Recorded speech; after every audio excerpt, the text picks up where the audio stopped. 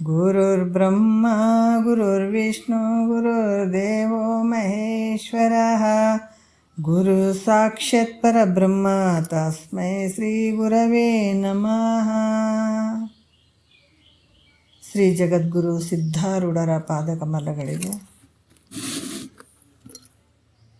ಶ್ರೋತ್ರಿಯ ಬ್ರಹ್ಮನಿಷ್ಠ ಸದ್ಗುರು ಬಸವಾನಂದರ ಪಾದಕಮಲಗಳಿಗೂ, ಅವರ ಪ್ರತಿರೂಪವಾದಂಥ ನಿಜಗುಣಪ್ಪನವರ ಪಾದಕಮಲಗಳಿಗೂ ನನ್ನ ದೀರ್ಘದಂಡ ಪ್ರಣಾಮಗಳನ್ನು ಸಲ್ಲಿಸುತ್ತಾ, ಎಲ್ಲ ಮಹಾತ್ಮರ ಪಾದಕಮಲಗಳಿಗೂ ನನ್ನ ದೀರ್ಘದಂಡ ಪ್ರಣಾಮಗಳನ್ನು ಸಲ್ಲಿಸುತ್ತಾ, ಮನದಲ್ಲಿ ಸ್ಮರಿಸಿಕೊಳ್ಳುತ್ತಾ, ತಮ್ಮೆಲ್ಲರಿಗೂ ವಂದಿಸುತ್ತಾ, ಇವತ್ತಿನ ಅನುಭವ ಸಾರ ನಡೆದಂಥದ್ದು ಭಾಳಷ್ಟು ವಿಚಾರಗಳನ್ನು ಅವರು ನಮಗೆ ಹೇಳ್ತಾ ಇದ್ದಾರೆ. ಮೊದಲನೆಯ ಸಂಧಿ ಒಳಗೆ ಇವತ್ತಿನ ಸೂತ್ರ 4ನೆಯ ಸೂತ್ರ ನಡೆದಂಥದ್ದು. ಏನು ಹೇಳ್ತಾ ಇದ್ದಾರ? ಈ ಒಂದು ಅನುಭವ ಸಾರದಲ್ಲಿ ಜಗತ್ತಂದ್ರೇನು, ಜೀವ ಅಂದ್ರೇನು, ಶಿವ ಅಂದ್ರೇನು, ಎಲ್ಲ ವಿಚಾರಗಳನ್ನು ಅವ್ರು ಹೇಳ್ತಾ ಇದ್ದಾರೆ. ಇಲ್ಲಿ ಕೂಡ ಹೇಳ್ತಾರೆ, ಬ್ರಹ್ಮದಲ್ಲಿ ಜಗತ್ತು ಕಲ್ಪಿತ ಆಗ್ಯದ, ಅದರಿಂದ ಬ್ರಹ್ಮಕ್ಕೆ ಯಾವ ಹಾನಿ ಇಲ್ಲ ಅಂತ ಕೂಡ. ಈ ಬ್ರಹ್ಮವನ್ನು ತಿಳಿಯುವ ಪರ್ಯಂತ ಇದು ಸತ್ಯ ಅಂತಲೇ ತೋರ್ತದ. ಯಾವಾಗ ನಾವು ತಿಳ್ಕೊಂಡಾಗ ಈ ಜಗತ್ತು ಮಿಥ್ಯೆ ಅಂತ ತೋರ್ತದ ಅಂತ ಹೇಳುತ್ತಾರೆ. ಅದಕ್ಕೆ ಏಕಮೇವ ಅದ್ವಿತೀಯ ಆತ್ಮನಲ್ಲಿ ತೋರ್ಪ ಲೋಕರಂಜನೆಯು ಕಾಲ್ಪನಿಕ ವಯಸ್ಸೆ ಅಂತ ಹೇಳ್ತಾರೆ ಅವರು. ಅಂದರೆ ಏಕವಾಗಿರುವಂಥದ್ದು ಈ ಒಂದು ಕ್ರಮದಲ್ಲಿ ಈ ಸ್ವಗತ ಸಜಾತಿ ವಿಜಾತಿ ಇವು ಯಾವ ಭೇದ ಇಲ್ಲದೇ ಇರುವಂಥದ್ದು, ಇವ್ಯಾವು ಇಲ್ಲ ಬ್ರಹ್ಮನಲ್ಲಿ. ಅಂದರೆ ಸಚ್ಚಿದಾನಂದ ಬ್ರಹ್ಮದಲ್ಲಿ ಇವೇನು ತೋರ್ತದಲ್ಲ ಜಗತ್ತು, ಇದು ಹೆಂಗೆ ಐತಪ್ಪ ಅಂತಂದ್ರೆ ನಾಮರೂಪಾತ್ಮಕ ದಿಂದ ಕೂಡಿದಂಥದ್ದು. ಈ ರಂಜನೆಯಿಂದ ತೋರುವಂಥದ್ದು ಈ ಬದುಕು ಯಾವುದು, ಈ ಜಗತ್ತಿನ ಒಂದು ವಿಚಾರ ನಾಮರೂಪದಿಂದ ಕೂಡ್ಯದ ಜಗತ್ತು. ಅದಕ್ಕೆ ಇದು ಯಾವ ರೀತಿ ಅಂದರೆ ಈ ಪ್ರತೀತಿ ತೋರ್ತದ, ಆದರೆ ಇದು ಸತ್ಯ ಅದೇನು ಅಂದರೆ ಇದು ಸತ್ಯ ಅಲ್ಲ. ಹೆಂಗೈತೆ ಅಂದ್ರೆ ಮಿಥ್ಯದಿಂದ ಕೂಡಿದಂಥದ್ದು ಅಂತ ಈ ವಿಚಾರದಲ್ಲಿ ಹೇಳ್ಕೊಂಡು ಬಂದು ಇವತ್ತು 12ನೆಯ ಸೂತ್ರ ನೋಡೋಣ.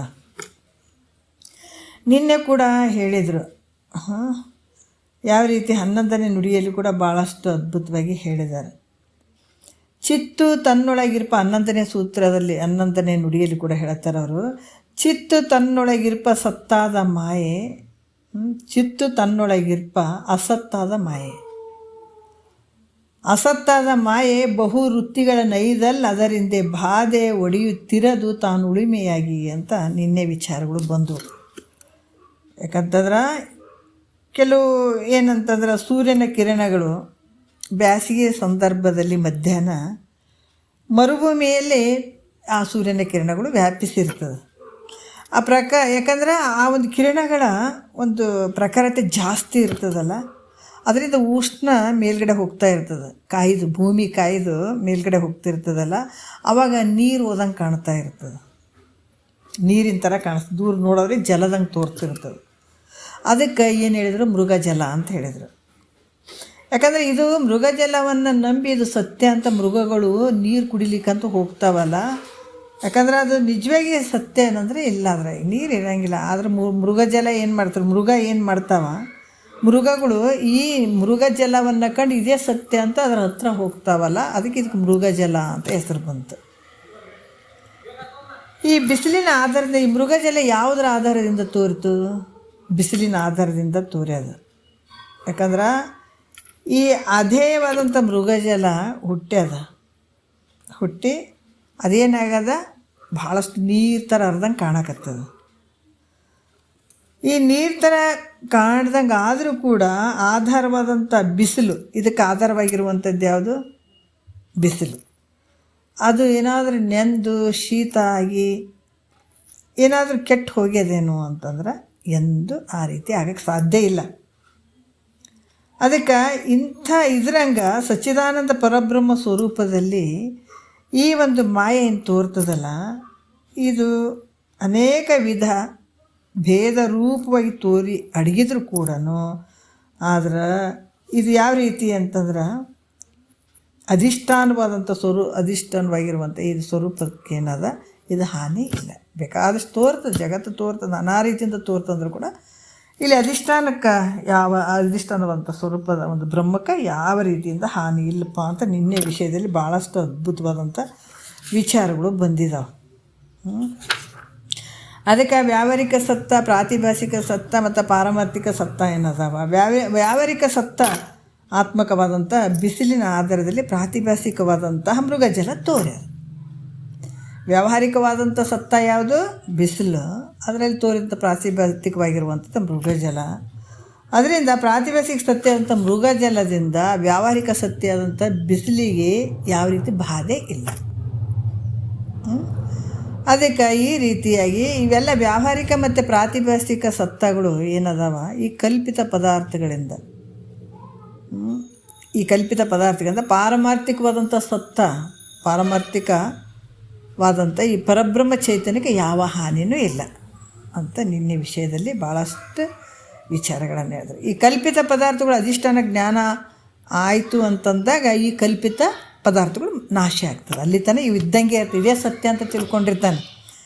ಯಾವಾಗ ತನ್ನನ್ನು ತಾನು ತಿಳಿಯೋದಕ್ಕಿಂತ ಮುಂಚೆ ಇವೆಲ್ಲ ಸತ್ಯ ಅಂತ ತಿಳ್ಕೊತಾನೆ. ಯಾವಾಗ ತನ್ನ ಜ್ಞಾನ ಆಯಿತು ಅಂದಾಗ ಅಜ್ಞಾನ ನಾಶ ಆಗಿಬಿಡ್ತದೆ.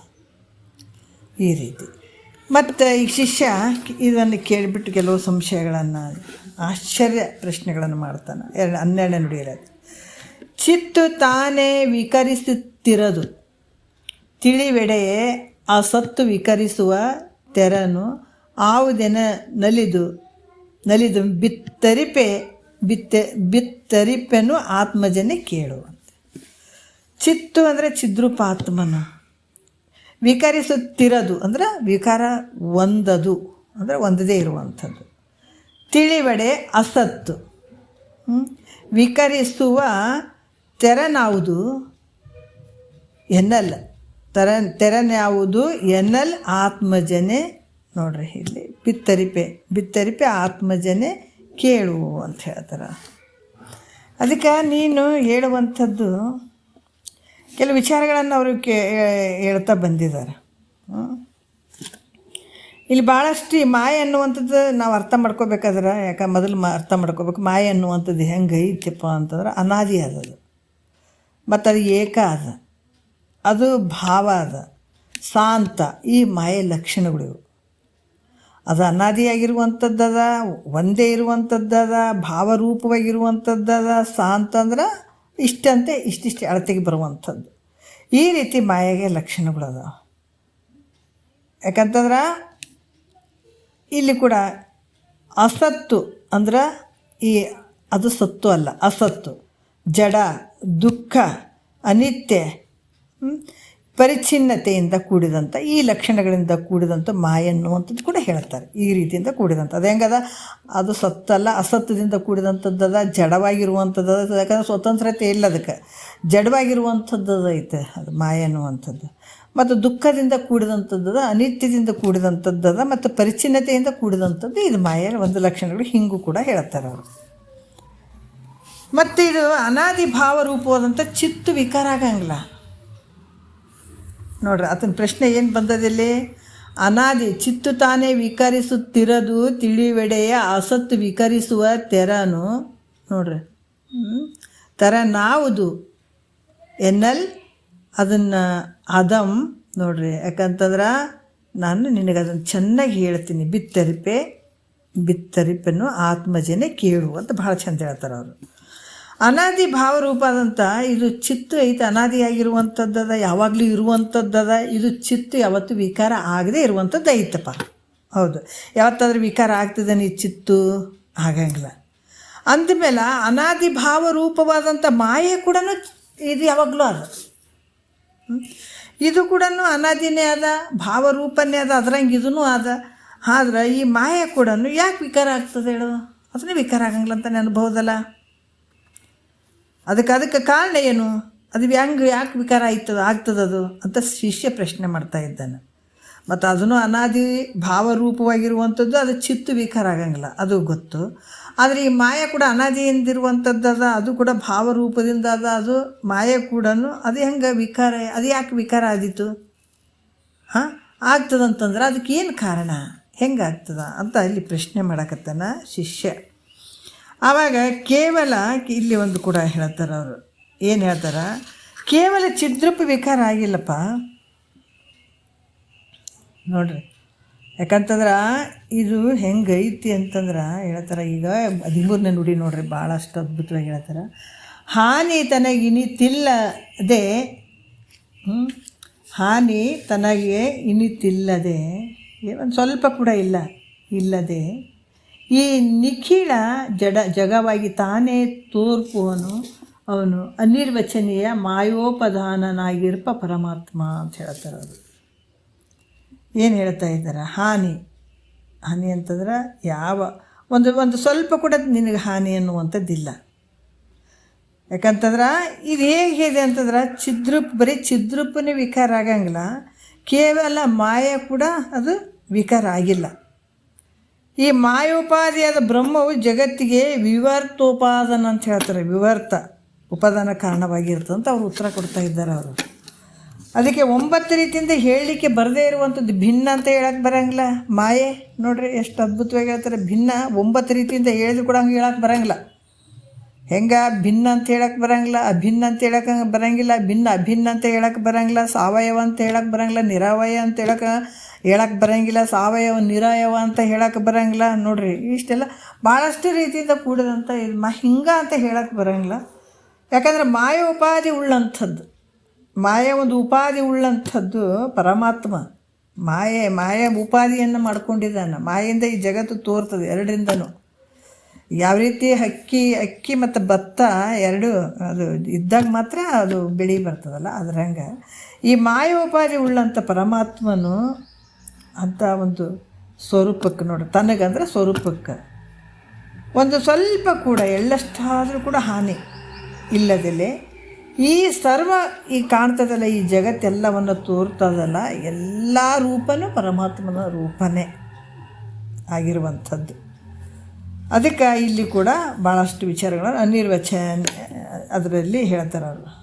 ಯಾಕಂದ್ರೆ ಈ ಒಂದು ಮಾಯ ಉಪಾಧಿಯಿಂದ ಕೂಡ್ಕೊಂಡು ಇಷ್ಟೆಲ್ಲ ಆಗುವಂಥದ್ದು ಅಂತ ಕೂಡ ಇಲ್ಲಿ ವಿವರ್ತೋಪಾದಾನ ಹೇಳ್ತಾರೆ ಅವರು. 14ನೇ ನುಡಿಯಲ್ಲಿ ಭಾಳ ಚಂದ ಹೇಳ್ತಾರೆ ನೋಡೋಣ. ಅದು ತಾಮ್ ನೋಡ್ರಿ, ಅದು ತಾಮ್ ವಿವರ್ತಬಹುದು ಇದು ಸರ್ವಮಾತ್ಮೇತಿ ವಿದಿತ ವೇದಾರ್ಥವರಿ ರಜ್ಜು ಸರ್ಪನೆಂಬುದರ ದೃಷ್ಟಾಂತ ಮುಖದಿಂದ ಅಂತ ಹೇಳ್ತಾರೆ. ಏನು ಹೇಳ್ತಾರೆ ಅಂದ್ರೆ ಈ ರೀತಿ ವಿವರ್ತ ಅಂದ್ರೆ ಮತ್ತು ಪ್ರಶ್ನೆ ಏನು ಕೇಳಿದ, ಇದು ಅನಾದಿಯಾದ ಭಾವರೂಪದಂಥ ಬ್ರಹ್ಮ, ಅದು ವಿಕಾರ ಹೊಂದಂಗಿಲ್ಲ, ಆದರೆ ಈ ಮಾಯ ಹೆಂಗೆ ವಿಕಾರ ಆಗ್ತದೆ ಅಂತ ಕೇಳಿದಂಥದ್ದು ಉತ್ತರ ಹೇಳಕತ್ತಾರೆ ಅವರು. ಅದಕ್ಕೆ ಅದು ತಾಮ್ ಅಂದ್ರೆ ಹಾಗೆ ಹೇಳಿದು ವಿಶೇಷವಾಗಿ ತೋರುವಂಥದ್ದಾಗಿದೆ. ಅದಕ್ಕೆ ಯಾವ ಸ್ವರೂಪಕ್ಕೆ ಹಾನಿ ಬರದೇ ಬೇರೆಯಾಗಿ ತೋರುವಂಥದ್ದು ವಿವರ್ತ. ಹೆಂಗಪ್ಪ ವಿವರ್ತವಾದ ಅಂತಂದರೆ ಏನಂದ್ರೆ, ಈಗ ಪರಿಣಾಮವಾದ ಅಂತ ಒಂದು ವಿವರ್ತವಾದಂಥ 2 ರೀತಿಯಿಂದ ತೊಗೊಳ್ತಾರೆ. ಪರಿಣಾಮವಾದ ಅಂತಂದರೆ ಏನು ತೊಗೋತಾರೆ ಅಂದರೆ, ಹಾಲು ಕೆಟ್ಟು ಮೊಸರಾದಂಗೆ. ಯಾಕಂದ್ರೆ ಹಾಲು ಮೂಲ ವಸ್ತು ನಾವು ಕಾಯಿಸಿ ಅದು ಎಪ್ಪ ಹಾಕಬೇಕಾದಾಗ ಮೂಲ ವಸ್ತು ಕೆಡ್ತದೆ, ಮುಂದೆ ಕಾರ್ಯ ಆಗ್ತದೆ. ಇದು ಪರಿಣಾಮವಾದ ಅಂತ ಹೇಳ್ತಾರೆ. ವಿವರ್ತವಾದ ಅಂತಂದ್ರೆ ಏನು ಹೇಳ್ತಾರೆ ಅಂದ್ರೆ, ಮೂಲ ವಸ್ತು ಕೆಡಂಗಿಲ್ಲ, ಆದರೆ ಅದ್ರ ಕಾರ್ಯ ಆಗ್ತಾವೆ. ಅದಕ್ಕೆ ಈ ರೀತಿ ಇರುವಂಥದ್ದು.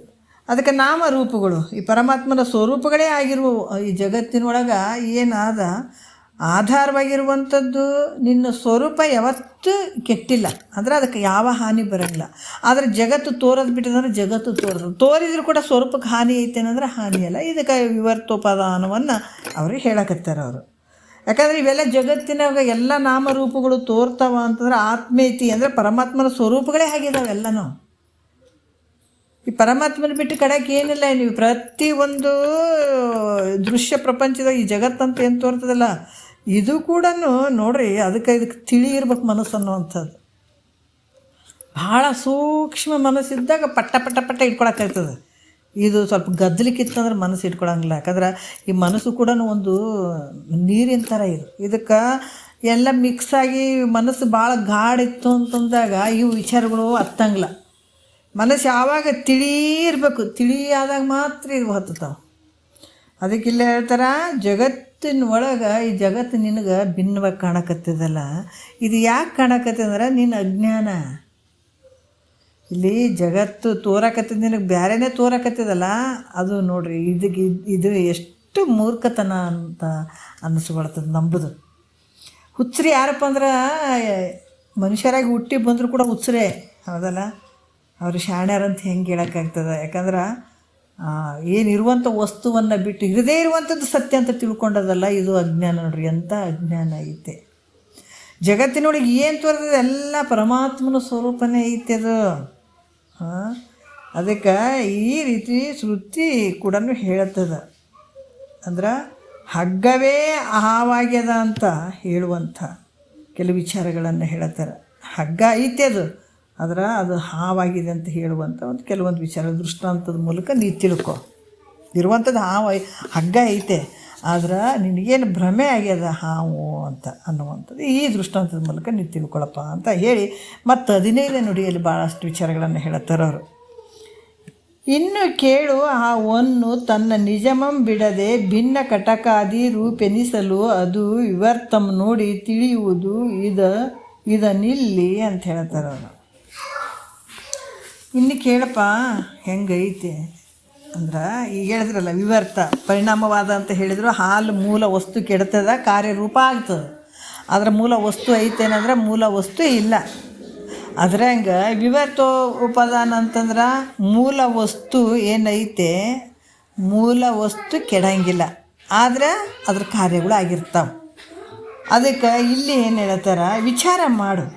ಬಂಗಾರ ಐತಲ್ಲ, ಅದು ಬಂಗಾರ ತನ್ನ ಸ್ವರೂಪವನ್ನು ಬಿಡದೇನೆ ಬೇರೆ ಬೇರೆ ಬೇರೆ ಆದಂಥ ಆಭರಣಗಳು ಆಗ್ಯಾವಪ್ಪ. ಆದ್ರೆ ಬಂಗಾರ ಕೆಟ್ಟದೇನು ನೋಡ್ರಿ, ಬಂಗಾರ ಕೆಟ್ಟದೇನು ಅಂದರೆ ಕೆಟ್ಟಿಲ್ಲ.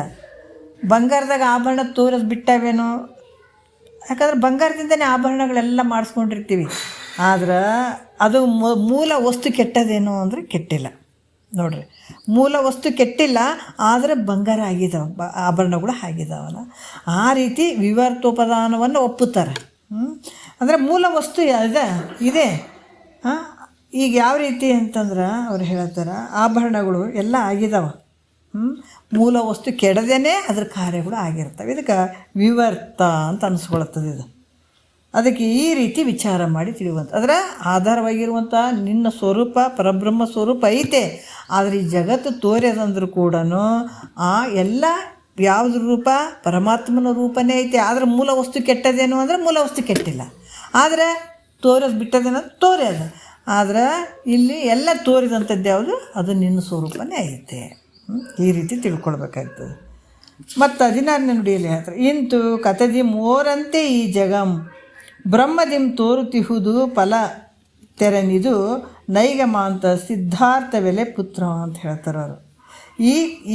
ಈ ರೀತಿ ಕಾರಣದಿಂದ ಚೆನ್ನಾಗಿ ಈ ಜಗತ್ತು ಹೆಂಗೈತಪ್ಪ ಅಂದ್ರೆ ಬ್ರಹ್ಮದಿಂದಲೇ ಹಲವು ಪ್ರಕಾರ ಕಾಣಿಸ್ತಾ ಇದೆ. ಎಷ್ಟು ಅದ್ಭುತವಾಗಿ ಹೇಳ್ತಾರೆ ನೋಡ್ರಿ, ಎಂಥ ಕರುಣಾಮಯಿಗಳು.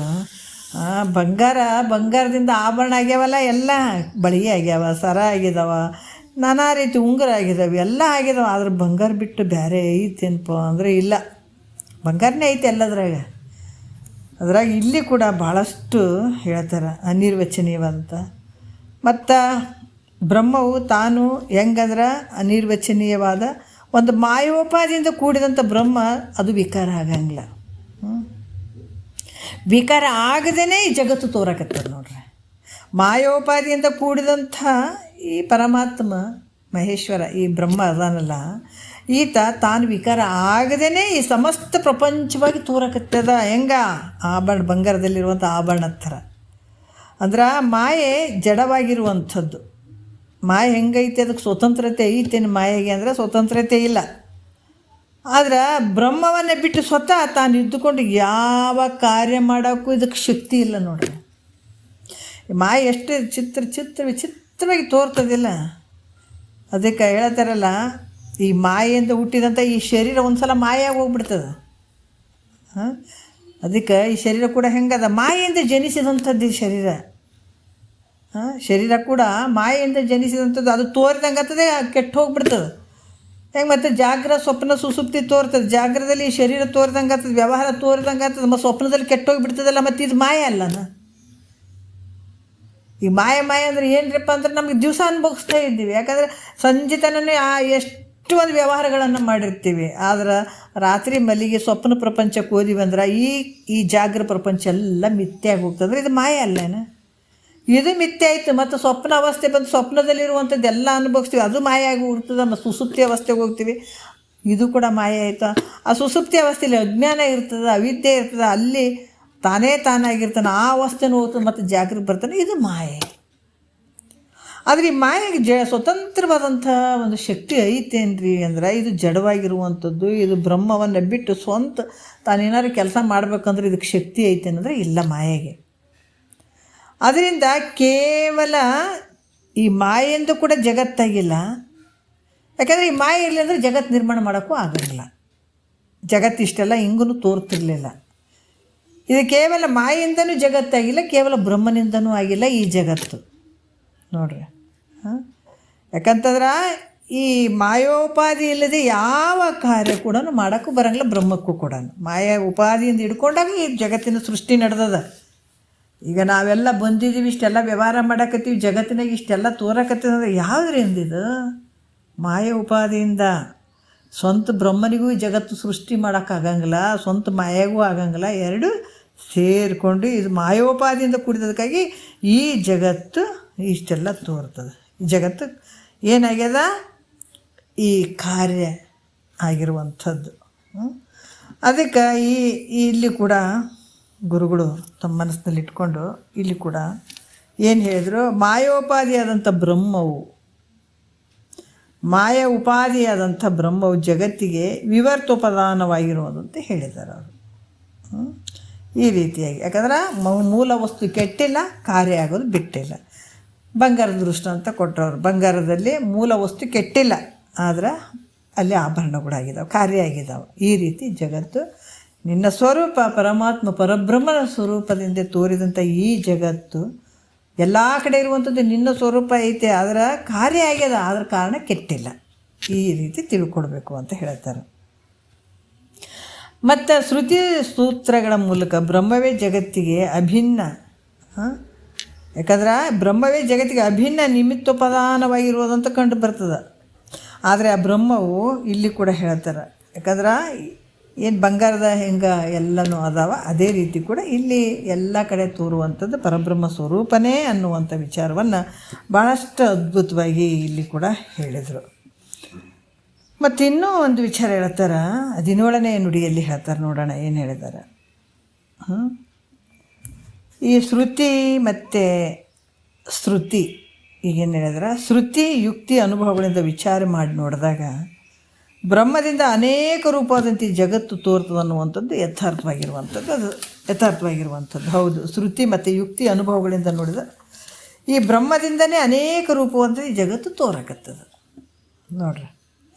ಅದಕ್ಕೆ 17ನೇ ನುಡಿಯಲ್ಲಿ ಹೇಳ್ತಾರೆ, ಏನಾದ್ರೆ ಬ್ರಹ್ಮದಲ್ಲಿ ತೋರಿದ ಜಗತ್ತು ಎಷ್ಟು ದಿವಸಗಳವರೆಗೆ ಇರ್ತದಪ್ಪ ಅಂತ ಶಿಷ್ಯ ಕೇಳಕತ್ತಾನೆ. ಹೌದಪ್ಪ, ನೀವು ಹೇಳಕತ್ತೀರಿ ಖರೆ.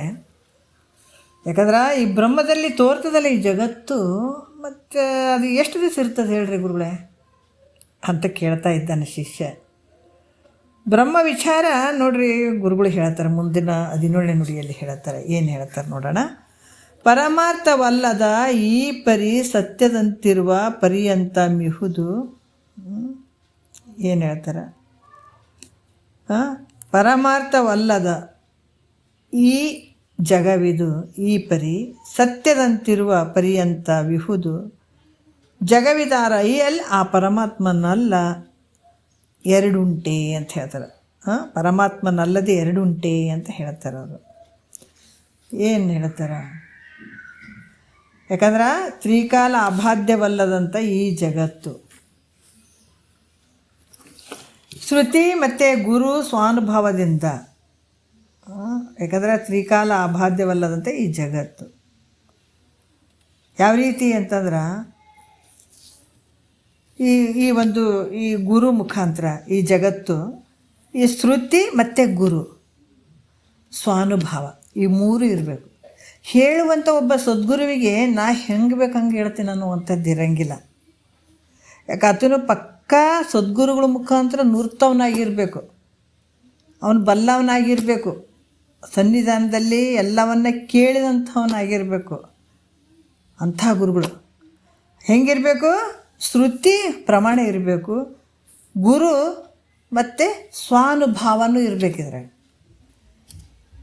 ಈ ರೀತಿ ಆತನಿಂದ ತಿಳ್ಕೊಳ್ಬೇಕಾದ್ರೆ ಈ ಜಗತ್ತು ನೋಡ್ರಿ ಪಾರಮಾರ್ಥಿಕ ಈ ಬ್ರಹ್ಮ ಸ್ವರೂಪವನ್ನು ಎಲ್ಲಿವರೆಗೂ ತಿಳಿಯಂಗಿಲ್ಲೋ ಅಲ್ಲಿಯ ತನಕ ಇದು ತೋರುವಂಥದ್ದೇ ಈ ಜಗತ್ತು. ಎಷ್ಟು ಜನ್ಮರ ಹೋಗಿ ಬಾನೆ, ಎಷ್ಟು ಜನ್ಮರ ತಿರುಗಾಡು ನೀನು, ಎಷ್ಟು ಜನ್ಮ ತಿರುಗಾಡಿದ್ರು ಕೂಡ ಈ ಬಂಧ ಅಳಿಲಿಕ್ಕೆ ಸಾಧ್ಯ ಇಲ್ಲ, ಈ ಅಜ್ಞಾನ ಅಳಿಲಿಕ್ಕೆ ಸಾಧ್ಯ ಇಲ್ಲ.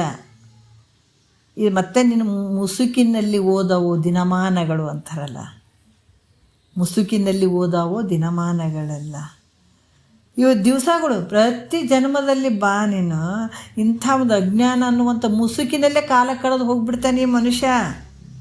ಯಾವಾಗ ಈ ಮುಸುಕು ತೆಗಿಬೇಕಾಗ್ಯದಪ್ಪ ಅಂದ್ರೆ, ಈ ಜಗತ್ತನ್ನುವಂಥ ಮುಸುಕು ತೆಗಿಬೇಕಾದ್ರೆ ಶ್ರುತಿ, ಗುರು, ಸ್ವಾನುಭಾವ ಇವು ಮೂರು ಇದ್ದಂಥ ಈ ಒಂದು ಪಾರಮಾರ್ಥಿಕ ಬ್ರಹ್ಮ ಸ್ವರೂಪ ಎಲ್ಲಿವರೆಗೂ ಇದು ತಿಳಿಯಂಗಿಲ್ಲೋ ಅಲ್ಲಿವರೆಗೂ ಈ ಜಗತ್ತು ಸತ್ಯ ಅಂದ್ಕೊಂಡೆ ನಾ ಹುಟ್ಟಿದೆ, ನಾ ಸತ್ಯ, ನಾ ಕಷ್ಟ ಐತೆ, ನನಗೆ ದುಃಖ ಐತೆ, ಹಲವಾರು ರೀತಿಯಿಂದ ಬಳಲ್ತಾ ಹೋಗ್ಬಿಡ್ತಾನೆ ಮನುಷ್ಯ ನೋಡ್ರಿ. ಅದಕ್ಕೆ ಬಹಳ ವಿಚಾರಗಳನ್ನು ಅವ್ರು ಹೇಳ್ತಾರೆ. ಈ ಪರಬ್ರಹ್ಮ ಸ್ವರೂಪದಿಂದ ಚೆನ್ನಾಗಿ ತಿಳಿದ ಬಳಕ ಇದನ್ನು ಅದಕ್ಕೆ ಕ್ರಮವಾಗಿ ಇದನ್ನು ತಿಳ್ಕೊಳ್ರಿ ಅಂತ ಯಾಕೆ ಹೇಳ್ತಾರೆ ಅಂತಂದ್ರೆ, ಈ ಜಗತ್ತು ಏನು ಸತ್ಯ ಸತ್ಯ ಸತ್ಯ ಅಂತ ಕೂತ್ಕೊಂಡಿದ್ದೀವಲ್ಲ, ಎಷ್ಟೋ ಜನ್ಮ ಜನ್ಮಾಂತರದಿಂದ ಸತ್ಯ ಅಂತ ತಿಳ್ಕೊಂಡಿದ್ದೀವಿ, ಇದು ಮಿಥ್ಯೆ ಮಿಥ್ಯೆ ಮಿಥ್ಯೆ ಮಿಥ್ಯೆ ಅಂತ ಆಗ್ಬೇಕಾಗ್ಯದ. ಹೌದಲ್ಲ, ಇದು ಮಿಥ್ಯೆ ಅನ್ಬೇಕಾಗಿದೆ. ನಮ್ಗೆ ಅಪ್ಪ ಅಮ್ಮ ಎಲ್ಲ ಸತ್ಯ ಸತ್ಯ ಅಂತ ಎಷ್ಟೋ ಜನ್ಮದಿಂದ ಇದು ಇರದೇ ಇರುವಂಥದ್ದು ಇದು ಸತ್ಯ ಸತ್ಯ ಅಂತ ಹೇಳ್ಕೊಂಡು ಬಂದಿದ್ದಾರೆ. ಆದ್ರೆ ಏನು ಅಂದಿದಾರ ಇದು ಮಿಥ್ಯೆ ಮಿಥ್ಯೆ ಅಂದ್ಕೊಳ್ಬೇಕಾಗ್ಯದ. ಹುಟ್ಟಿಂದ ಒಂದು ಹೆಸರಿಟ್ಬಿಟ್ರು, ಹೆಸರಿಟ್ಬಿಟ್ಟು ಇದೇ ಸತ್ಯ ಅಂದರು ಅದೇ ಸತ್ಯ ಅಂತ ತಿಳ್ಕೊಂಡು ಕುಂತದಿದು, ಅದು ಸತ್ಯ ಅಲ್ಲ, ಇದು ಮಿಥ್ಯೆ ಮಿಥ್ಯೆ ಅಂತ ತಿಳ್ಕೊಳ್ಬೇಕಾಗ್ಯದ ಸದ್ಗುರುವಿನ ಮುಖಾಂತರ. ಅದಕ್ಕೆ ಈ ರೀತಿಯಾಗಿ ಯಾವಾಗ ಪರಬ್ರಹ್ಮ ಸ್ವರೂಪವನ್ನು ಚೆನ್ನಾಗಿ ತಿಳಿದ ಬಳಕ ಈ ಜಗತ್ತು ಈ ಪ್ರಪಂಚ ಇದು ಯಾವುದು ತೋರಂಗಿಲ್ಲಪ್ಪ, ಇರುವಂಥದ್ದು ಒಂದೇ ಪರಬ್ರಹ್ಮ ಐತೆ. ಏನು ಭಾಳ ಅದಾವನು ಹೆಂಗಂದ್ರೆ ರಜ್ಜುವಿನ ಜ್ಞಾನೋತ್ತರ ಇದ್ರ ಈ ರಜ್ಜು ಐತೆ ಯಾಕಂದ್ರೆ ಹಗ್ಗ ಫಸ್ಟ್ ನೋಡಿದಗಳೇ ಏನಾಯಿತು, ಭಾಳಷ್ಟು ಭಯ ಆಗಿಬಿಟ್ಟಿರ್ತದೆ ನೋಡ್ರಿ. ಹಾವು ಅಂತ ಹೇಳಿಬಿಟ್ಟು ಹಾವಂತ ಹೇಳಿ ಏನು ಭಾಳಷ್ಟು ಹೆದರಿ ಇರ್ತಾನೆ. ಯಾವಾಗ ಇದು ಹಾವಲ್ಲ ಇದು ಹಗ್ಗ ಐತಿ ಅಂತತ್ಗ ಅದು ಆಗ್ತದೋ ಆವಾಗ ಈ ಜಗತ್ತು ಅಂದ್ರೆ ಹಾವು ತೋರಂಗಿಲ್ಲ, ಇವಾಗೇನು ತೋರ್ತದೆ ಬರೀ ಹಗ್ಗ ತೋರಕ್ಕೆ ಶುರು ಆಗ್ತದೆ. ಅದೇ ರೀತಿ ಕೂಡ ಇದು ಯಾವಾಗ ನೀವು ತಿಳ್ಕೊಳ್ತಿದ್ದಿ ಜ್ಞಾನ ಆದಮೇಲೆ ಈ ಜಗತ್ತು ಕಾಣಂಗಿಲ್ಲ.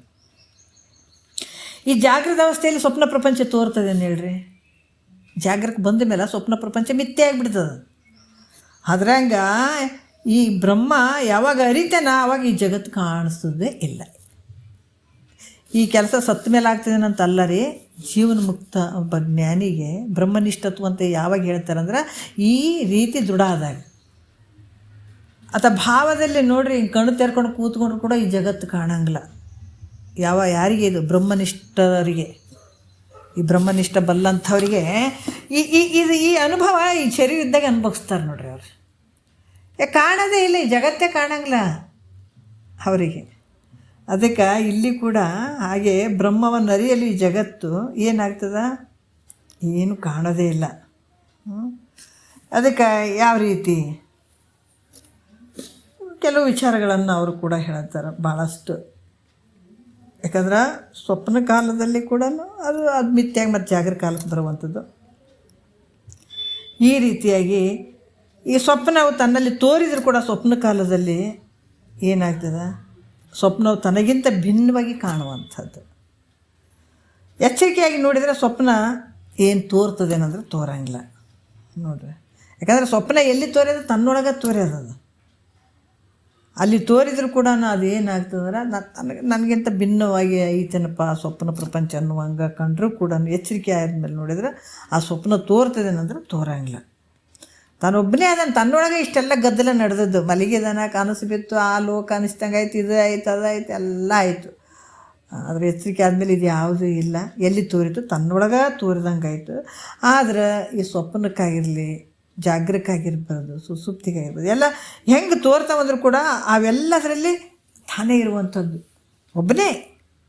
ಜಾಗ್ರದಲ್ಲಿರುವಂಥವನು ತಾನೇ, ಸ್ವಪ್ನದಲ್ಲಿರುವಂಥವನು ತಾನೇ, ಸುಸುಪ್ತಿಯಲ್ಲಿರುವಂಥವನು ತಾನೇ, ಮೂರಲ್ಲಿರುವಂಥವನು ತಾನೇ, ತಾನೊಬ್ಬನೇ. ಯಾಕಂದ್ರೆ ತಾನೊಬ್ಬನೇ ಹೆಂಗೆ ಅಲ್ಲಿ ಕಾಣಿಸ್ತಾನೋ ಹಾಗೆ ಸ್ವರೂಪ ಜ್ಞಾನ ಆಯಿತು ಅಂದಾಗ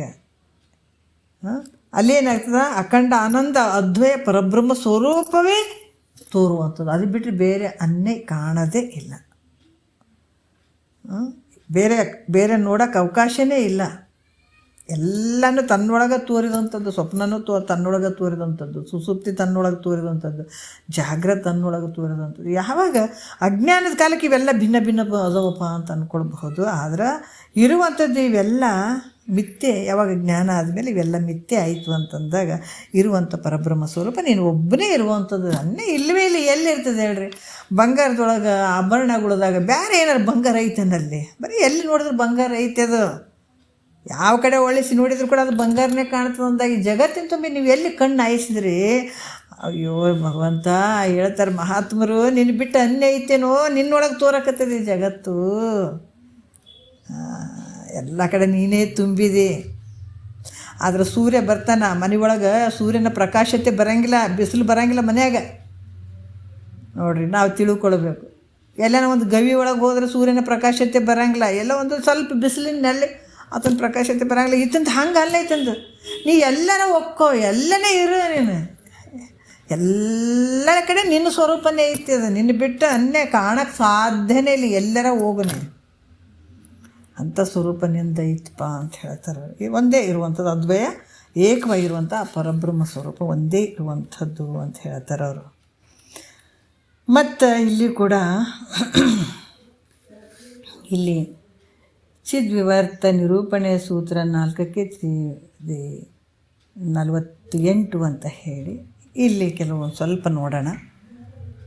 ಈಗ ಮೊದಲ ಈ ಶಿಷ್ಯ ಮೊದಲಿಂದೆಲ್ಲವನ್ನು ತಿಳ್ಕೊಂಡ, ಶ್ರವಣ ಮಾಡಿ ಈ ಕಾರ್ಯಕಾರಣಗಳನ್ನು ಇಲ್ಲಿ ಈ ಸಲ್ಲಕ್ಷಣ ಆಗಿರಬೇಕು. ಮತ್ತು ಈ ಬ್ರಹ್ಮ ಮತ್ತು ಜಗತ್ತು ವಿಲಕ್ಷಣಗಳಾಗಿವೆ ಅಂತ ಈ ಒಂದು ಅದರಿಂದ ಬ್ರಹ್ಮದ ವಿವರ್ತ ಜಗತ್ತು ಅಲ್ಲ, ಬ್ರಹ್ಮದ ವಿವರ್ತ ಜಗತ್ತು ಅಲ್ಲ, ಕಿಂತು ಕೇವಲ ಮಾಯೆ ಜಗತ್ತಿಗೆ ಕಾರಣ ಇರುವಂಥ ಸ್ವಲ್ಪ ಈ ಸೂತ್ರದಲ್ಲಿ ಶಂಕೆ ಮಾಡ್ತಾನಂತ.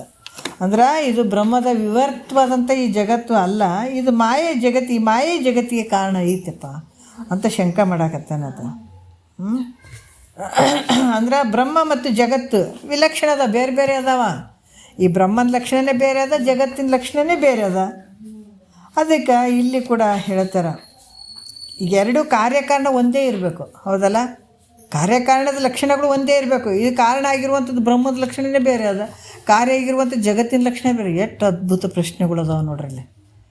ಅದಕ್ಕೆ ಈ ಎರಡು ಒಂದೇ ರೀತಿ ಇದ್ದಾಗ ಕಾರ್ಯಕಾರಣ ನಡೀತದಪ್ಪ. ಆದ್ರೆ ಬ್ರಹ್ಮ ಮತ್ತು ಈ ಜಗತ್ತು ಬೇರೆ ಬೇರೆ ಅದಾವೆ. ಬ್ರಹ್ಮ ಮತ್ತು ಈ ಜಗತ್ತು, ಬ್ರಹ್ಮದ ಲಕ್ಷಣನೇ ಬೇರೆ ಐತೆ, ಜಗತ್ತಿನ ಲಕ್ಷಣನೇ ಬೇರೆ ಐತೆ. ಅದರಿಂದ ಇದು ಬ್ರಹ್ಮದ ವಿವರ್ತ ಜಗತ್ತಲ್ಲ, ಕೇವಲ ಮಾಯೆ ಜಗತ್ತಿಗೆ ಕಾರಣ ಆಗ್ಯದಲ್ಲ, ನನ್ನ ದೃಷ್ಟಿಲಿ ಹಂಗೆ ಅನ್ಸಕತ್ತದಲ್ಲ ಗುರುಗಳೇ ಅಂತ ಶಂಕೆ ಮಾಡಿದರೆ ಈ ವಿಚಾರದಲ್ಲಿ ಭಾಳಷ್ಟು ಅದ್ಭುತವಾಗಿ ಹೇಳ್ತಾರೆ ನೋಡ್ರಿ. ಈಗ ನಾವು 5ನೆಯ ಸೂತ್ರ ಒಂದು ಸ್ವಲ್ಪ ನೋಡಿಬಿಡೋಣ, 10 ನಿಮಿಷ. ಚಿತ್ತಿನ ವಿವರ್ತವೆಂದೆನಲೇಕೆ ಜಗವಿದಂ ಮತ್ತೆ ಮಾಯ ಮಾತ್ರವೆನ್ನಲಾಗದೆ. ಗುರುಗಳೇ ನೋಡ್ರಿ, ಎಂಥ ಒಂದು ಅದ್ಭುತವಾದಂಥ ವಿಚಾರವನ್ನು ಕೇಳ್ತಾ ಇದ್ದಾನ ಶಿಷ್ಯ ಅಲ್ರಿ ಗುರುಗಳೇ. 2ರಿಂದನೂ ಆಗ್ಯದಪ್ಪ ಜಗತ್ತು ಅಂತ ಹೇಳಕತ್ತಿರಲ್ಲ. ಆದ್ರೆ ಚಿತ್ತಿನ ವಿವರ್ತವೆಂದೆನಲೇಕೆ, ಚಿತ್ತಿನ ವಿವರ್ತ ಅಂತ ಯಾಕೆ ಹೇಳಕತ್ತೀರಿ? ವಿವರ್ತ ಗೊತ್ತಾಗ್ಯದಲ್ಲ ನಿಮ್ಗೆ? ಅದಕ್ಕೆ ಚಿತ್ತಿನ ವಿವರ್ತ ಅಂತ ಯಾಕೆ ಹೇಳೋಕ್ಕಾಗ್ತದೆ ಗುರುಗಳೇ? ಹೆಂಗೆ ಹೇಳೋಕ್ಕಾಗ್ತದೆ? ಅದಕ್ಕೆ ಇದು ಜಗವಿದಂ ಮತ್ತು ಮಾಯ ಮಾತ್ರವೆನ್ನಲಾಗದೆ. ಈ ಜಗತ್ತು ಮಾಯೆಯಿಂದ ಆಗ್ಯದಂತ ಅನ್ಬಹುದಲ್ಲ. ಯಾಕಂದ್ರೆ ಈ ಜಗತ್ತಿಗೆ ಮಾಯೋಪಾದಿಯಿಂದ ಬ್ರಹ್ಮವು ವಿವರ್ತೋಪಾದಾನ ಕಾರಣ ಆಗಿತ್ತಂತ ಹೇಳೋದಕ್ಕಿಂತಲೂ ಈ ಜಗತ್ತಿಗೆ ಮಾಯ ಉಪಾದಿಯಿಂದ ಕೂಡ್ಯದ, ಈ ಬ್ರಹ್ಮ ವಿವರ್ತೋಪಾದಾನದಿಂದ ಈ ಕಾರಣ ಆಗ್ಯದ ಈ ಜಗತ್ತಿಗೆ ಅಂತ ಹೇಳೋದಕ್ಕಿಂತಲೂ ಬ್ರಹ್ಮ ವ್ಯತಿರಿಕ್ತ, ಬ್ರಹ್ಮನ ಬಿಟ್ಟು ಬ್ರಹ್ಮ ಅಲ್ಲ, ಬ್ರಹ್ಮನ ಬೇಡ, ಆದ್ರೆ ಕೇವಲ ಮಾಯೆ ಈ ಪರಿಣಾಮ ಉಪದಾನ ಕಾರಣ ಆಗಿರುವಂಥದ್ದು ಅಂತ ಹೇಳಿದ್ರೆ ಬರೋದಿಲ್ವೇ? ಬರ್ತದಲ್ಲ, ಹಂಗೆ ಹೇಳ್ಬೋದಲ್ಲ.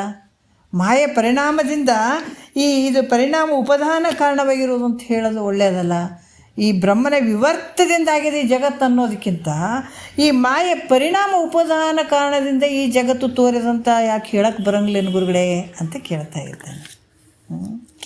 ಅದಕ್ಕೆ ಈ ರೀತಿ ಈಗ ಮುಂದೆ ವಿಚಾರಗಳನ್ನು ಹೇಳ್ತಾರೆ ಅವರು. ಏನು ಹೇಳ್ತಾರೆ ನೋಡೋಣ. ಇಂಥ ಅಭಿಪ್ರಾಯ ಉಳ್ಳಂಥ ಶಿಷ್ಯ ಗುರುಗಳಿಗೆ ನಮಸ್ಕಾರ ಮಾಡ್ತಾನೆ. ಯಾಕಂದ್ರೆ ಅದಕ್ಕೆ ಸ್ವಲ್ಪ ಸಂಶಯ ಬಂದದ. ಹೌದು, ಬ್ರಹ್ಮನ ವಿವರ್ತೋಪದಾನ ಕಾರಣ ಅಂತ ಯಾಕೆ ಹೇಳ್ತೀರಿ, ಮಾಯೆ ಅಂತಂದೆ ಅಂತ ಹೇಳ್ಬೋದಲ್ಲ ಗುರುಗಳೇ ಅಂತಂದಾಗ ಅದಕ್ಕೆ ಇಲ್ಲಿ ಪ್ರಶ್ನೆಯನ್ನು ಮಾಡ್ತಾನೆ. ಯಾವಾಗಲೂ ಈ ಶಿಷ್ಯ ಪ್ರಶ್ನೆಯನ್ನು ಮಾಡಬೇಕಾದಾಗ ಭಾಳಷ್ಟು ಭಕ್ತಿಯಿಂದ ನಮಸ್ಕಾರ ಮಾಡಬೇಕಾಗ್ತದೆ. ಮೈತ್ರಿ ದೇವಿ ಹಿಂಗೆ ಮಾಡ್ತಿದ್ರು. ಒಂದು ಪ್ರಶ್ನೆ ಕೇಳಬೇಕಾದ್ರೆ ಹೇಳ್ತಾ ಯಾಕಂದ್ರೆ ಪರಮ ವಿರಕ್ತೆ ತಾನೂರು ಭಕ್ತಿ ಭಾವ ಮುಪ್ಪಿರೆ ಪರಬ್ರಹ್ಮ ವಿಷಯವನ್ನು ಸರಸಿಜ ನೇತ್ರೆ ಮೈತ್ರಿ ಮೇಲ್ನುಡಿ ಮನೋಹರಮಾಗಿ ಬೆಸೆಗೊಂಡಳೀನಿ ಅನ್ನೋದು.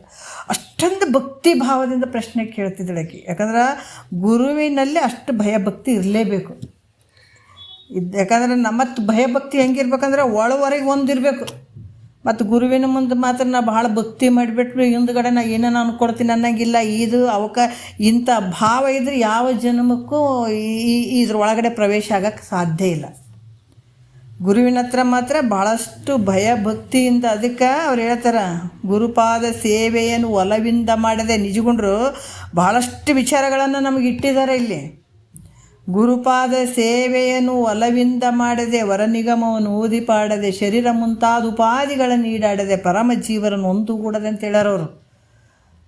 ಹಾಗಾಗಿ ಇಲ್ಲಿ ಒಂದೊಂದು ಪ್ರಶ್ನೆ ಕೇಳಬೇಕಾದ್ರೆ ಗುರುವಿಗೆ ಭಾಳಷ್ಟು ನಯ ವಿನಯತೆಯಿಂದ ಹೇಳ್ರಿ ಗುರುಗಳೇ ಅಂತ ಹೇಳ್ತಾರೇನ. ಎಷ್ಟು ಶ್ರದ್ಧಾವನ್ನು ಲಭ್ಯತೆ ಗುರುವಿನ ಹತ್ರ ಎಷ್ಟು ನೀ ಶ್ರದ್ಧಾ ಭಾವದಿಂದ ಇರ್ತಿದ್ದು ಅಷ್ಟು ನಿನಗೆ ಜ್ಞಾನ ಸ್ವಾನುಭಾವದ ಸುಖ ತಾನೇ ಕೈ ಸೇರ್ತದೆ ಇದು. ಅದಕ್ಕೆ ಯಾವಾಗ ಗುರುವಿನ ಕೃಪೆ ಇರಲಿಲ್ಲ ಅಂದರೆ ಈ ಶಾಸ್ತ್ರದ ವಿಚಾರಗಳಲ್ಲಿ ಹೋಗೋಕ್ಕೆ ಸಾಧ್ಯನೇ ಇಲ್ಲ. ಕಗ್ಗಂಟಾಗಿ ಬಿಡ್ತಾವಲ್ಲಿ. ಈ ರಹಸ್ಯದ ಒಳಗಡೆ ಅಲ್ಲಿ ಹೋಗೋಕ್ಕೆ ಸಾಧ್ಯನೇ ಆಗಂಗಿಲ್ಲ. ಯಾವಾಗ ಗುರು ಕೃಪೆ ಇದ್ದಾಗ ಹೋಗೋಕ್ಕೆ ಸಾಧ್ಯ ಆಗ್ತದೆ. ಅದಕ್ಕೆ ಮೊದಲು ಗುರು ಕೃಪೆ ಭಾಳ ಮುಖ್ಯ. ಯಾವಾಗ ಗುರು ಕೃಪೆ ಆಯ್ತಂದ್ರೆ ಇದ್ರ ಒಳಗಡೆ ಸ್ವಲ್ಪ ಕಣ್ಣು ತೆಗಿಲಿಕ್ಕೆ ಸಾಧ್ಯ ಆಗ್ತದೆ. ಕಣ್ಣು ಹಿಂಗೆ ಪಳಪಳ. ಯಾಕಂದ್ರೆ ಚಸ್ಮಾ ಹಾಕ್ಕೊಂಡಾಗ ಸ್ವಲ್ಪ ಅಕ್ಷರಗಳು ಚೆಂದ ಕಾಣಕತ್ತೇವ್ರಿ ಅಂತೀವಿ. ಅಲ್ಲಿ ತನಕ ಕಣ್ಣು ಮಬ್ಬು ಕಾಣ್ತಿರ್ತದೆ, ನಮ್ಗೆ ಕಾಣೋದೇ ಇಲ್ಲ ಅಲ್ಲ. ಅಕ್ಷರಗಳು ಕಾಣವಲ್ಲು ರೀ ಯಾಕೋ ಅಂತೀವಲ್ಲ. ಹಂಗೆ ಇವು ಅಷ್ಟು ಗೂಢಾರ್ಥವಾದಂಥ ವಿಚಾರಗಳು ನಮಗೆ ತಲೆಗೆ ಹತ್ತೋದೇ ಇಲ್ಲ. ಯಾವಾಗ ಹತ್ತದಂದ್ರೆ ಗುರುವಿನಲ್ಲಿ ಎಷ್ಟು ನಾವು ಶ್ರದ್ಧೆಯನ್ನು ಇಡ್ತೀವಿ, ನಂಬಿಕೆ ಇಡ್ತೀವಿ, ವಿಶ್ವಾಸ ಇಡ್ತೀವಿ, ಆವಾಗ ಇವು ಸ್ವಲ್ಪ ಅಕ್ಷರಗಳು ಕಾಣೋಕ್ಕೆ ಶುರುವಾಗ್ತವೆ. ಚಸ್ಮ, ಆ ಕೃಪೆ ಅನ್ನುವಂಥ ಚಸ್ಮ ಏನಾದರೂ ಸ್ವಲ್ಪ ಬಂತು ಅಂದಾಗ ಆವಾಗ ಈ ಅಕ್ಷರಗಳು ಇವು ಗೂಢಾರ್ಥದ ವಿಚಾರಗಳು ತಿಳಿಯೋಕ್ಕೆ ಶುರುವಾಗ್ತದಿಲ್ಲ ಅಂದ್ರೆ ತಿಳಿಯೋಂಗಿಲ್ಲ ಅವು. ಅದಕ್ಕೆ ಈತ ಕೂಡ ಒಂದನೇ ನುಡಿಯಲ್ಲಿ ಹೇಳ್ತಾರ, ಭಾಳಷ್ಟು ಒಂದು ಭಕ್ತಿಪೂರ್ವಕವಾಗಿ ಆತ ಪ್ರಶ್ನೆಯನ್ನು ಕೇಳ್ತಾನ. ಶ್ರೀಗುರು ಪಾದಾಂಬುಜ ಪರಾಗರಸರುಲಂಬನಾಗಿ ಕಡು ನೇಹದಿಂದೆರಗಿ ಮತ್ತೆ ಸೊಗಸಾಗಿ ಭಿನ್ನಯಿಸಿದನು ಬೋಧ್ಯ ಅಂತ ಹೇಳ್ತಾರೆ. ಏನು ಹೇಳ್ತಾರ ಅಂದರೆ ಶಿಷ್ಯ ಅಂದರೆ ಶ್ರೀಗುರು ಅಂದರೆ ಸದ್ಗುರುಗಳು ಅಂದರೆ ಯಾರು ಅಂತ ನಾವು ಅರ್ಥ ಮಾಡ್ಕೊಂಡಿವಿ. ನಾವೆಲ್ಲರೂ ಏನೇನೋ ಹೇಳಿಬಿಟ್ಟು ಸದ್ಗುರುಗಳು ಅಂತ ಹಾಕ್ಕೊಳಂಗಿಲ್ಲ ಮುಂದೆ ಹೆಸರು. ಇಂದು ನಾವು ಸದ್ಗುರುಗಳು ಶ್ರೋತ್ರಿಯ ಬ್ರಹ್ಮನಿಷ್ಠರು ಆ ರೀತಿ ನಡ್ಕೊಂಡಿರ್ಬೇಕು ನಾವು. ಅದಕ್ಕೆ ಆ ಒಂದು ಶಬ್ದಕ್ಕೆ ನಾವು ಯೋಗ್ಯರಾಗಿರ್ಬೇಕು. ಸದ್ಗುರು ಅಂತ ಯಾರಿಗೆ ಹೇಳ್ತಾರೆ ಅಂದ್ರೆ ಇದು ಸತ್ಯ ಇದು ಮಿಥ್ಯ ಅಂತ ಹೇಳುವಂಥವ್ರಿಗೆ ಸದ್ಗುರು ಅಂತ ಹೇಳ್ತಾರೆ. ಯಾವುದು ಸತ್ಯ ಅಂತ ಹೇಳಬೇಕು, ಶಿಷ್ಯನ ಉದ್ಧಾರ ಮಾಡುವಂಥದ್ದು ಇರಬೇಕು. ಇದು ಸತ್ಯ ಐತಪ್ಪ ಇದು ಮಿಥ್ಯ ಐತಪ್ಪ ಎಂದು, ಇದು ಸತ್ಯಾನುಭವ ಇದು ಮಿಥ್ಯಾನುಭವವೆಂದು ಒದವಿ ಬೋಧಿಪನೇ ಸದ್ಗುರು ಅಂತ ಹೇಳಿದ್ದಾರೆ ಅವರು. ಅಂಥ ಸದ್ಗುರು ಶ್ರೀಗುರು ಅಂದರೆ ಸದ್ಗುರು. ಪದಾಂಬುಜ ಅಂದರೆ ಪಾದಕಮಲಗಳ ಪರಾಗ ಅಂದರೆ ಧೂಳಿನಲ್ಲಿರುವ ಆ ಸ್ವಾದವನ್ನು ಗ್ರಹಿಸೋಣದ್ರಲ್ಲಿ ನೋಡ್ರಿ. ಭೃಂಗಾಯಮಾನವಾಗಿ ಒಂದು ರಸವನ್ನು ಗ್ರಹಿಸುವಂಥದ್ರಲ್ಲಿ ಒಂದು ಭೃಂಗ ಯಾವ ರೀತಿಯಾಗಿ ಅದನ್ನು ಸ್ವೀಕಾರ ಮಾಡ್ತದೆ, ಸ್ವಾದವನ್ನು ಸ್ವೀಕಾರ ಮಾಡ್ತದೆ, ಅದೇ ರೀತಿ ಪ್ರೀತಿಯಿಂದ ನಮಸ್ಕರಿಸಿ ಶಿಷ್ಯ ಪ್ರೀತಿಯಿಂದ ನಮಸ್ಕರಿಸಿ ಅಲ್ಲಿ ಸಂತೋಷವುಳ್ಳವನಾಗಿ ಭಯಭಕ್ತಿಯಿಂದ ಗುರುಗಳಿಗೆ ಭಿನ್ನಯಿಸುವಂಥದ್ದು, ಕೇಳ್ಕೊಳ್ಳುವಂಥದ್ದು. ಭಾಳಷ್ಟು ಕರುಣೆಯಿಂದ, ಅಪ್ಪ ನೀ ಹೇಳದೇ ಇದ್ರೆ ನನಗೇನು ಅರ್ಥ ಆಗಂಗಿಲ್ಲ, ಮತ್ತು ನಾನು ಯಾರ ಹತ್ರ ಹೋಗಲಿ ಕೇಳಕ್ಕೆ? ಯಾಕೆ ಜಗತ್ತಿನೊಳಗೆ ಇದನ್ನು ತಿಳಿಸುವಂಥ ನೀನು ಒಬ್ಬನ ಬಿಟ್ಟರೆ ಜಗತ್ತಿನೊಳಗೆ ಏನಿಲ್ಲಪ್ಪ. ಯಾರು ಬಲ್ಲಿ ಹೋದರೂ ಕೂಡ ಅವ್ರು ಬಂಧನಕ್ಕೆ ತೊಗೊಂಡು ಹೋಗ್ತಾರೆ. ಅದಕ್ಕೆ ಬಂಧುಗಳಾದವರು ಬಂದುಂಡು ಹೋಗೋರು ಬಂಧನ ಕಳಿಯಲರಿಯರು ಗುರುವಿಂದ, ಬಂಧುಗಳು ಉಂಟೆ ಸರ್ವಜ್ಞ. ಎಲ್ಲಕ್ಕಿಂತ ಬಂಧು, ಎಲ್ಲ ತಂದೆ ತಾಯಿ ಬಂಧು ಬಳಗ ನೀನೇ ಸ್ವರೂಪ, ನೀನೇಪ್ಪ ಎಲ್ಲಷ್ಟು ನನಗೆ. ಅದಕ್ಕೆ ನನಗೆ ಇದನ್ನು ತಿಳಿಸಿಕೊಡ್ರಿಪ್ಪ ಅಂತ ಅವರು ಕೇಳ್ತಾನೆ. ಯಾಕಂದರೆ ಭಿನ್ನಯಿಸಿ ಪ್ರಶ್ನೆಯನ್ನು ಮಾಡ್ತಾನೆ. ಯಾರು? ಶಿಷ್ಯ ಗುರುಗಳಿಗೆ. ಏನು ಮಾಡ್ತಾನೆ ಅಂತಂದ್ರೆ ಎರಡೇ ನುಡಿ ಹೇಳ್ತಾರೆ. ಗುರುವರೇ ಚಿತ್ತೈಸು ನಿರುಪಾಧಿಕ ಜ್ಯೋತಿ ನಿರತಿಶಯ ನಿತ್ಯ ನಿಜ ನಿರಾವರಣವಹ ಪರಮ ನೆನಲೇಕೆ ಜಗವನ್ನು. ಏನು ಹೇಳ್ತಾರ? ಈ ಒಂದು ಸದ್ಗುರುವಿನ ಪಾದಕಮಲಗಳಲ್ಲಿ ಆತ ಭಯಭಕ್ತಿಯಿಂದ ಅತ್ಯಂತ ಪ್ರೇಮ ಲಕ್ಷಣದಿಂದ ಕೂಡ್ಕೊಂಡು ನಮಸ್ಕಾರ ಮಾಡಿ ಎದ್ದು ಸ್ತುತಿ ಮಾಡಿ ಪ್ರಶ್ನೆಯನ್ನು ಕೇಳೋಕ್ಕೆ ಶುರು ಮಾಡಿದಪ್ಪ. ಗುರುವರ್ಯ ಎಲ್ಲಕ್ಕಿಂತ ಶ್ರೇಷ್ಠವಾಗಿರುವಂಥವನು ಗುರುವರ್ಯ ಅಂತಂದ್ರೆ ಗುರುತ್ತಮನೇ. ಏಕಾಗ್ರದಿಂದ ಆಲಿಸು. ನೋಡ್ರಿ, ಶಿಷ್ಯ ಕೇಳಕತ್ತಾನ ಗುರುವಿಗೆ, ಅಪ್ಪ ನಾ ಪ್ರಶ್ನೆ ಕೇಳುವಂಥದ್ದು ನೀವು ಸ್ವಲ್ಪ ಮನಸ್ಸು ಮಾಡಿ, ಯಾಕಂದ್ರೆ ನಿಮಗೆ ಭಾಳಷ್ಟು ಸಾವಿರಾರು ಜನ ಭಕ್ತರಿರ್ತಾರೆ, ಮತ್ತು ನಾನೆಲ್ಲ ಏನು ನಿನಗೆ, ಮತ್ತು ಸ್ವಲ್ಪ ಒಳ್ಳೆ ನೋಡು ನನ್ನ ಕಡೆ, ನನ್ನ ಪ್ರಶ್ನೆಯನ್ನು ಸ್ವಲ್ಪ ಆಲಿಸು. ಹೆಂಗೆ? ಏಕಾಗ್ರ ಭಾವದಿಂದ ಆಲಿಸು. ಅದಕ್ಕೆ ಏನಂದ್ರೆ ಈ ಬ್ರಹ್ಮ ಉಪಾಧಿ ರಹಿತವಾಗಿ, ಈ ಬ್ರಹ್ಮ ಹೆಂಗದ? ಯಾವ ಉಪಾಧಿ ಇರದೇ ಇರುವಂಥದ್ದು, ಉಪಾಧಿ ರಹಿತವಾಗಿಯೂ ಸ್ವಯಂ ಪ್ರಕಾಶವಾಗಿಯೂ ಮತ್ತು ಅತ್ಯಂತ ಶ್ರೇಷ್ಠವಾಗಿರುವಂಥದ್ದು ಐತೆ, ಅತ್ಯಧಿಕವಾದಂಥ. ಮತ್ತು ಯಾವುದು? ನಿತ್ಯ ಅಂದ್ರೇನು? ಯಾವಾಗಲೂ ಇರುವಂಥದ್ದು, ನಾಶವಿಲ್ಲದೆ ಇರುವಂಥದ್ದು. ಸತ್ಯ ಅಂದ್ರೆ, ನಿಜ ಅಂದರೆ ಸತ್ಯವಾಗಿರುವಂಥದ್ದು. ನಿರಾವರಣ ಅಂದರೆ ಯಾವ ಆವರಣ ಇಲ್ಲದೇ ಇರುವಂಥದ್ದು. ಮತ್ತು ತ್ರಿಕಾಲ ಅಬಾಧ್ಯವಾಗಿಯೂ ಅಂದ್ರೆ ಈ ಮೂರು ಕಾಲದಲ್ಲಿ ಇರುವಂಥದ್ದು, ಯಥಾರ್ಥವಾಗಿಯೂ ಆವರಣ ರಹಿತವಾಗಿಯೂ ಇರುವಂಥದ್ದು. ಇದು ಯಾವುದು? ಬ್ರಹ್ಮ. ಎಷ್ಟು ಚಂದ ಹೇಳ್ತಾರೆ ನೋಡ್ರಿ. ಬ್ರಹ್ಮ ಹೆಂಗೈತಪ್ಪ ಅಂತಂದ್ರೆ, ಯಾಕಂದ್ರೆ ಅದು ಹೆಂಗೈತೆ? ಚಿತ್ತೈಸು, ಗುರುವರೇ ಚಿತ್ತೈಸು ನಿರುಪಾಧಿಕ, ಯಾವ ಉಪಾಧಿ ಇಲ್ಲ ಬ್ರಹ್ಮಕ್ಕೆ. ಅದು ಹೆಂಗೈತೆ? ಜ್ಯೋತಿ ಸ್ವರೂಪ ಐತೆ ಅದು. ಅದು ಯಾವುದಂತಂದ್ರೆ ಹೇಳ್ತಾರೆ ಅವರು, ಸ್ವಯಂ ಪ್ರಕಾಶ ಜ್ಯೋತಿ ಅದು. ಮತ್ತು ನಿರತಿಶಯ ಅಂದರೆ ಭಾಳಷ್ಟು ಶ್ರೇಷ್ಠವಾಗಿರುವಂಥದ್ದದ. ನಿತ್ಯ ಅಂದರೆ ಯಾವಾಗಲೂ ಇರುವಂಥದ್ದದ. ನಿಜ ಅಂದ್ರೆ ಸತ್ಯವಾಗಿರುವಂಥದ್ದು, ಯಾವ ಆವರಣಗಳು ಇಲ್ಲ ಅದಕ್ಕೆ. ಅಂಥ ಒಂದು ಪರಮನು ನೋಡ್ರಿ.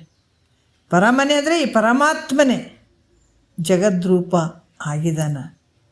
ಅದೇ ಹೆಂಗೆ ಹೇಳೋದು? ಯಾಕಂದರೆ ಈ ರೀತಿ ಇರುವಂಥವನಿದ್ದ, ಯಾವುದು ಉಪಾಧಿ ನಿರಾವರಣ ರೀತಿಯಿಂದ ಇರುವಂಥವನದಾನ. ಯಥಾರ್ಥವಾದ ಆವರಣ ರಹಿತವಾಗಿರುವಂಥದ್ದು. ಆದರೆ ಈ ಜಗತ್ತು ಹೆಂಗೈತೆ? ಇದು ಬೇರೆ ಅದು. ಇದು ಬ್ರಹ್ಮನ ಲಕ್ಷಣ ಹಿಂಗೈತೆ, ಜಗತ್ತಿನ ಲಕ್ಷಣ ಹೆಂಗದ? ಇದು ಉಪಾಧಿಯಿಂದ ಕೂಡಿದ್ದದ. ಇದು ಎಲ್ಲ ವಿರುದ್ಧ ಅದಾವ ನೋಡ್ರಿ. ಜಗತ್ತಿಗೆ ಬ್ರಹ್ಮಕ್ಕೆ ಭಾಳ ವಿರುದ್ಧ ಐತೆ. ಇದು ಹೆಂಗಂದ್ರೆ ಬ್ರಹ್ಮಕ್ಕೆ ವಿಲಕ್ಷಣ ಆಗಿರುವಂಥದ್ದು ಜಗತ್ತೈತೆ. ಇದ್ರ ಲಕ್ಷಣನೇ ಬೇರೆ ಅದಾವ, ಅದ್ರ ಲಕ್ಷಣನೇ ಬೇರೆ ಅದಾವ. ಇದು ಹೆಂಗೈತೆ? ಉಪಾಧಿಯಿಂದ ಕೂಡಿದಂಥದ್ದದ, ಜಡವಾಗಿರುವಂಥದ್ದದ, ಇದು ಸಾತಿಶಯವಾಗಿರುವಂಥದ್ದು ಐತೆ. ಮತ್ತು ಹೆಂಗೈತಿದು? ನಾಶವಾಗಿರುವಂಥದ್ದು ಅದು ಜಗತ್ತು. ಮತ್ತು ಇದು ಆವರಣನೂ ಐತೆ, ಇದು ಮಿಥ್ಯನೂ ಐತೆ, ಜಡವಾಗಿರುವಂಥದ್ದೂ ಐತೆ. ಇದು ಏನದ? ಉಪಾಧಿ ಸಹಿತವಾಗಿರುವಂಥದ್ದು ಐತೆ. ಹೀಗಿದ್ದು ಈ ಜಗತ್ತಿಗೆ ಬ್ರಹ್ಮವೇ ಕಾರಣ ಅಂತ ಹೆಂಗೆ ಹೇಳ್ತೀರಿ ನೀವು? ಈ ರೀತಿ ಇರುವಂಥ ಜಗತ್ತೈತೆ, ಕಾರಣನೇ ಬೇರೆ ಅದ, ಕಾರ್ಯನೇ ಬೇರೆ ಅದ. ಮತ್ತು ಇದು ಹೆಂಗೆ ಒಂದಂತ ಹೇಳ್ತೀರಿ ಗುರುಗಳೇ? ನನಗೆ ಭಾಳ ವಿಚಿತ್ರ ಅನ್ಸಕತ್ತದ. ಇದು ನೋಡಿದ್ರೆ ಇದು ಜಗತ್ತು ನೋಡಿದ್ರೆ ಮಿಥ್ಯೆ ಆಗಿರುವಂಥದ್ದು, ಅದೇನು ಯಾವುದೂ ಸತ್ಯದಿಂದ ಕೂಡಿಲ್ಲ. ಇದು ಜಗತ್ತು ಜಡವಾಗಿರುವಂಥದ್ದು, ಉಪಾಧಿಯಿಂದ ಕೂಡಿದಂಥದ್ದು. ಇದು ಶ್ರೇಷ್ಠತೆಯಿಂದ ಕೂಡಿಲ್ಲ. ಇದು ಇಂಥದ್ದು ಇದಕ್ಕೆ ಕಾರಣ ಆಗ್ಯದಪ್ಪ. ಬ್ರಹ್ಮನೇ ಇದಕ್ಕೆ ಕಾರಣ ಆಗ್ಯದಂದ್ರೆ ಅದ್ರ ಕಾರಣದಲ್ಲಿರುವಂಥದ್ದಕ್ಕೆ ಲಕ್ಷಣ ಬೇರೆ ಅದ, ಕಾರ್ಯದಲ್ಲಿರುವಂಥ ಲಕ್ಷಣ ಬೇರೆ. ಇದು ಹೆಂಗಪ್ಪ? ನನಗಿದು ಅರ್ಥ ಆಗವಲ್ದು ಗುರುಗಳೇ ಅಂತ ಆತ ಭಾಳಷ್ಟು ವಿಚಾರಗಳನ್ನು ಕೇಳ್ತಾ ಇದ್ದಾನೆ ಶಿಷ್ಯ. ಅದಕ್ಕೆ ಉತ್ತರ ನೋಡೋಣ ನಾಳೆ ಏನು ಹೇಳ್ತಾರ ಗುರುಗಳು ನೋಡೋಣ. ಒಂದೆರಡು ಮತ್ತು ಗುರುಗಳು ಪಾದಕ್ಕೆ ಅರ್ಪಿಸಿ ಹರವು.